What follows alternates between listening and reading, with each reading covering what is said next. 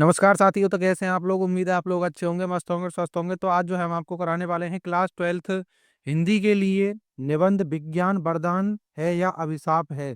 तो ये जो है आपके पेपर में 9 नंबर का पूछा जाता है। तो आइए बिना देर के वीडियो को स्टार्ट करते हैं। तो वही हमारा सेम प्रोसेस रहेगा। सबसे पहले आती है आपकी प्रस्तावना, जिसके आपको 2 नंबर मिलते हैं। तो आज का युग विज्ञान का युग है।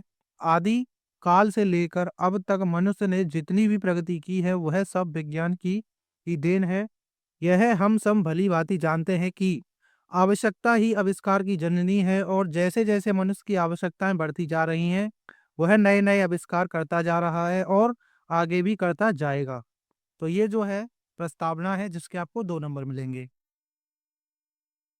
और प्राचीन काल में असंभव समझे जाने वाले तथ्यों कार्यों को विज्ञान ने आज संभव कर दिखाया है। छोटी सी सुई से लेकर आकाश की दूरी नापते हवाई जहाज तक सभी विज्ञान की ही देन है। आगे चलकर कई ऐसे आविष्कार भी होने हैं जिन पर हो सकता है अभी हमको विश्वास ही ना हो। विज्ञान ने वास्तव में हमें बहुत कुछ दिया है, जिसके हम सदा ऋणी रहेंगे। ऋणी का मतलब होता है कर्जदार। तो ये जो है आपको प्रस्तावना इतनी लिखनी है। अगर आप इतना लिखते हैं तो आपको बहुत अच्छे नंबर मिलने वाले हैं। अगला पॉइंट आता है विज्ञान क्या है। तो विज्ञान होता क्या है? तो विज्ञान 2 शब्दों से मिलकर बना है, बी प्लस ज्ञान। बी का अर्थ है विशेष और ज्ञान का अर्थ है जानना, यानी कि विशेष ज्ञान को जानना ही विज्ञान कहलाता है। और इसमें सबसे बड़ी बात की क्रमबद्ध ज्ञान भी इसका होता है। इस प्रकार किसी विशेष को जानना ही विज्ञान है। दूसरे शब्दों में कहें तो विशिष्ट प्रकार का ज्ञान ही विज्ञान है। विज्ञान ने आज हमारे जीवन को बदल कर रख दिया है। मनुष्य जीवन को बहुत ही सुविधाजनक बना दिया है। अतः यह कहना अतिशयोक्ति नहीं होगा कि विज्ञान किसी वरदान से कम नहीं है। तो विज्ञान 2 शब्दों से मिलकर बना है, बी प्लस ज्ञान। बी का अर्थ है विशेष और और ज्ञान का अर्थ है जानना। जो कि किसी विशेष ज्ञान को जानता है वही विज्ञान कहलाता है। लेकिन ये विज्ञान जो है क्रमबद्ध भी किया जाता है। और आज इंसान ने बैलगाड़ी से लेकर अंतरिक्ष तक की यात्रा का सफर तय कर लिया है। विज्ञान से मानव को असीमित शक्ति प्राप्त हुई है। आज मनुष्य विज्ञान की सहायता से पक्षियों की भांति आसमान में उड़ सकता है, गहरे से गहरे पानी में सांस ले सकता है, पर्वतों को लांग सकता है तथा कई मीलों की दूरियों को चंद घंटों में पार कर सकता है। तो ये सभी जो है विज्ञान की देन है। तो यही होता है विज्ञान। और अब अगला पॉइंट आता है विज्ञान के बढ़ते कदम। तो विज्ञान की वजह से मनुष्य का जीवन बहुत आरामदायक हो गया है। इसमें हमारे समय की सभी बचत की है, यानी कि इसने जो है हमारे समय की भी बचत की है। सबसे पहले आता है घर में। तो विज्ञान की सहायता से हमारा घर घरेलू घरेलू जीवन में भी सुखमय हो गया है। आज घरों में heater, refrigerator, television, radio, tape recorder, telephone, scooter आदि वस्तुएं आ गई हैं। गृहिणियों के अनेक कार्य आज विज्ञान की सहायता से मिनटों में हो जाते हैं। यानी कि आज कल जो है रोटियां भी जो है मशीनों से बनने लगी हैं, इसीलिए जो है माताओं का काम जो है काफी हद तक कम हो गया है।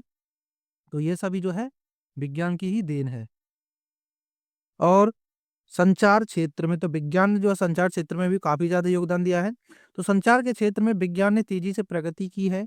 1 GB से शुरू हुआ सफर आज 5 GB तक पहुंच गया है। इंटरनेट प्रकाश की गति से पंख लगाकर उड़ने को तत्पर है। इंटरनेट की स्पीड आज इतनी है जिसकी कभी कल्पना भी नहीं की थी।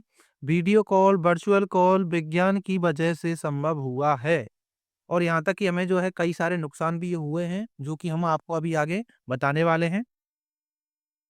और विज्ञान ने जो है यातायात के क्षेत्र में भी काफी ज्यादा योगदान दिया है। जैसे कि 2 पहिए की गाड़ी से शुरू हुआ सफर अंतरिक्ष तक पहुंच गया। हमने कई मशीनों के सफर को मिनटों में तय कर लिया है।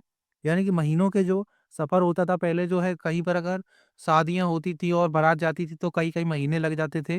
तो वो भी जो है अब जो है आज एक ही रात में शादी कंप्लीट हो जाती है। यानी कि एक ही दिन में, एक ही रात में आप कहीं भी पहुंच सकते हैं, अगर आप जो है हवाई जहाज की सहायता लेते हैं तो। और विज्ञान के आविष्कार का प्रत्यक्ष उदाहरण है हमारे सामने है। बुलेट ट्रेन, हवाई जहाज के माध्यम से हम मीलों का सफर मिनटों में तय कर लेते हैं, चाहे कश्मीर से कन्याकुमारी तय करने का सफर ही क्यों ना हो। तो ये जो है सभी यातायात के क्षेत्र में भी जो है विज्ञान का काफी ज्यादा योगदान रहा है। और विज्ञान ने इसे सहज और सरल बना दिया है। आज विज्ञान ने जल, थल, आकाश तीनों की दूरियों को माप लिया है। जल में बड़े-बड़े जहाज, थल पर बुलेट ट्रेन और हवाई जहाज, हेलीकॉप्टर ने मीलों की दूरियों को समेट दिया है। तो ये सभी जो है यातायात के क्षेत्र में विज्ञान ने हमें बहुत कुछ दे दिया है। और अब आता है शिक्षा के क्षेत्र में। तो शिक्षा के क्षेत्र में विज्ञान ने कई आविष्कार किए हैं, जैसे आर्टिफिशियल इंटेलिजेंस, रोबोट के आ जाने से स्कूलों में पढ़ाने के तरीके में बदलाव आया है। यानी कि आप जानते हैं कि जापान में जो है रोबोटिक कुछ जो है बदलाव आए हैं, लेकिन अभी हमारे यहाँ तो नहीं आए हैं। और विजुअल तकनीक के माध्यम से आज कठिन विषयों को भी आसानी से पढ़ाया जा स रहा है। तो शिक्षा के क्षेत्र में भी जो है विज्ञान ने बहुत ज़्यादा काम किया है। और अब आता है मनोरंजन के क्षेत्र में। यानी कि मनोरंजन के क्षेत्र में विज्ञान ने अपना बहुत महत्वपूर्ण योगदान दिया है। मनोरंजन करना इंसान की स्वाभाविक प्रकृति होती है। विज्ञान की तरक्की के साथ मनोरंजन के साधनों में भी प्रगति हुई है, जैसे चलचित्र यानी कि वीडियो, दूरदर्शन, खेल आदि सभी मनोरंजन के आधुनिक और वैज्ञानिक साधन हैं। तो अब जो है खेलों को जो है इंटरनेशनल लेवल पे भी खेला जाता है, आप अच्छे से जानते हैं। अगला आता है विज्ञान से हानि। तो विज्ञान से हमें हानियाँ क्या-क्या होती हैं? जैसे विज्ञान ने यदि हमारे जीवन को सर्व सुलभ यानी कि सरल बनाया है, तो वहीं कई सारी समस्याएँ भी उत्पन्न की हैं, जिनमें आती हैं जैसे कि दुर्लभ बीमारियाँ। तो आजकल इतनी दुर्लभ तरीके की बीमारियाँ उत्पन्न हो रही हैं, जिनका पहले कभी नामो-निशान नहीं था, जैसे कि कोरोना वायरस इसका प्रत्यक्ष उदाहरण है। पहले इस तरह का कोई वायरस नहीं था। खेतों में हानिकारक रासायनिक पदार्थों के छिड़काव से उत्पादन तो बढ़ रहा है, लेकिन फसल में वह पोषक तत्व और वह शुद्धता नहीं रही है, और इस वजह से कई बीमारियां उत्पन्न हो रही हैं। तो ये भी जो है नुकसान के कारण है, यानी विज्ञान से जो हमें फायदा होने के साथ साथ जो है नुकसान भी हुआ है। आप भी जानते हैं कि अगर किसी चीज का पॉजिटिव होता है तो उसका नेगेटिव भी जरूर होता है। अगला आता है ग्लोबल वार्मिंग, यानी कि विज्ञान के कारण जो है ग्लोबल वार्मिंग भी काफ़ी ज़्यादा बढ़ी है, जैसे कि वृक्षों की अंधाधुंध कटाई से बढ़ते औद्योगिकरण से वातावरण में बहुत ही तेज़ी से परिवर्तन हो रहे हैं। ग्लेशियर पिघल रहे हैं, ग्लोबल वार्मिंग बढ़ रही है, जल स्रोतों की कमी हो रही है, और तो और वृक्षों की कमी से यानी प्राणवायु ऑक्सीजन में भी कमी आ रही है। तो प्राणवायु को हम जो कहते हैं ऑक्सीजन आ रही है। पर्यावरण प्रदूषण के बढ़ते स्तर के कारण अनेक प्रकार की बीमारियां उत्पन्न हुई हैं। तो ये भी जो है विज्ञान से हमें जो है काफी ज्यादा नुकसान हुआ है। और अगला पॉइंट आता है तकनीक पर अत्यधिक निर्भरता, यानी कि आजकल जो है लोग तकनीक पर ही ज्यादा निर्भर हैं। जैसे कि विज्ञान ने जहाँ एक और कई सुविधाएं दी हैं, तो कई भी समस्याएं भी पैदा की हैं। जैसे तकनीक ने जहाँ कई कार्यों को आसान बनाया है, वहीं हमें आलसी भी बना दिया है। आज हर छोटे से छोटे काम के लिए हम तकनीक पर ही निर्भर हो गए हैं। चाहे घर में खाना बनाना हो, कपड़े धोना हो या मनोरंजन, हर चीज़ के लिए हमें तकनीक की ही आवश्यकता होती है। तो यानी कि आप भी जानते हैं कि विज्ञान के कारण जो है काफ़ी ज़्यादा मशीनें आई हैं, तो जिसके कारण जो है लोग जो है अब आलसी भी होने लगे हैं। पहले जो है कपड़े हाथों से धोए जाते थे, लेकिन अब जो है वॉशिंग मशीन आ गई हैं। अब तो रोटियाँ बनाने की भी मशीन आ गई हैं।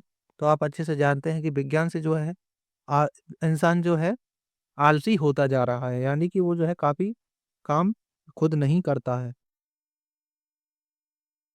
अब आता है उपसंहार, तो ये भी इसका भी जो है आपको ये हमेशा हर निबंध में लिखना ही पड़ता है। जैसे कि इस प्रकार हम देख सकते हैं कि जिस प्रकार हर सिक्के के 2 पहलू होते हैं, उसी प्रकार विज्ञान के भी 2 पहलू हैं।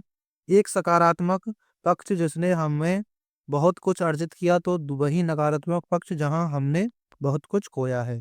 तो सकारात्मक जिसे हम पॉजिटिव कहते हैं, और नकारात्मक जिसे हम नेगेटिव कहते हैं। तो अब जो है ये हमारा निबंध यहीं पर समाप्त होता है। अगर आपको ये अच्छे से समझ में आया हो तो प्लीज़ वीडियो को लाइक कर देना। अगर आप इस चैनल पर नए हो तो चैनल को सब्सक्राइब कर देना। मिलते हैं नेक्स्ट वीडियो में, तब तक के लिए जय हिंद, वंदे मातरम।